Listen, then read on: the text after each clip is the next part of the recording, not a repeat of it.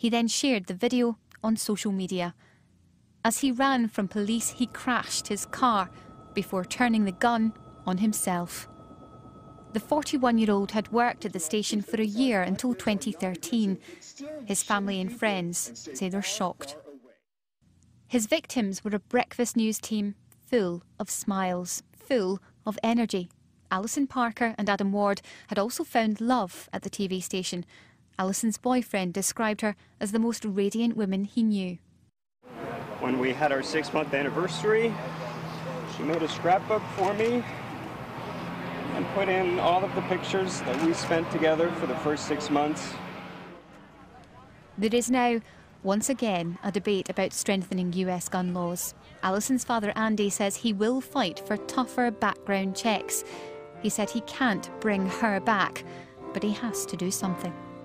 Laura Bicker, BBC News, Washington.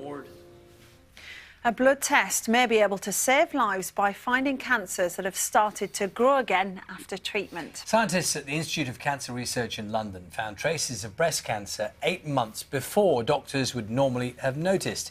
Here's our health correspondent, Adam Brimelow. After treatment for any cancer, patients and doctors are on the lookout for signs of a relapse. Scientists here at the Institute of Cancer Research Laboratories hope a technique they've developed of detecting tiny traces of surviving cancer DNA in the bloodstream long before it shows up on a scan will allow doctors to intervene with further treatment to stop the disease coming back. They took tumour and blood samples from 55 women with early-stage breast cancer who appeared clear of disease after chemotherapy and surgery. The cancer came back in 15 of these patients. The blood test gave advance warning in 12 of them, on average 8 months before any visible signs of cancer emerged.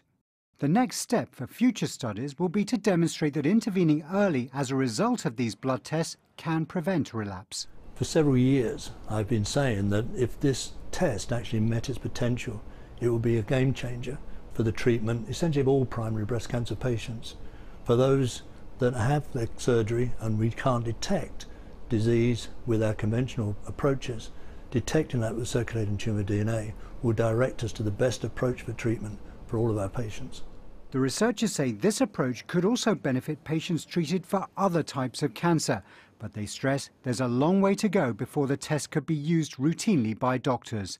Adam Brimelow, BBC News.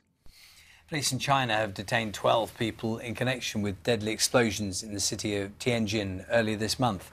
China's state news agencies said they included the company's chairman, vice chairman and 3 deputy managers. They're suspected of illegally storing dangerous chemicals. 139 people were killed in the explosions.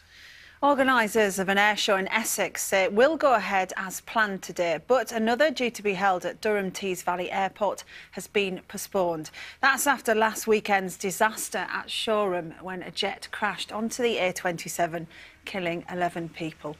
Investigations into what happened at Shoreham are continuing.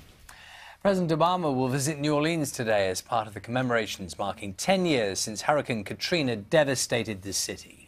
More than 1,800 people died and 1 million were made homeless following high winds and subsequent flooding. The BBC's Gary O'Donoghue has been to meet one of the survivors. Katrina hit the Gulf Coast early on a Monday morning, ripping through Mississippi and onto New Orleans, tearing at the city with winds of 150 miles per hour. But the true devastation began only when the levees and flood walls that were meant to protect started to give way. Once the worst had passed, the recriminations began. President Bush criticised for initially flying over the city in Air Force One. Yes. Angela Chalk was one of the lucky ones. Several of her neighbours were not. She now has to live upstairs. This actually is the original part of the house, so this is the living room, dining room and kitchen. Yeah. This area right here is...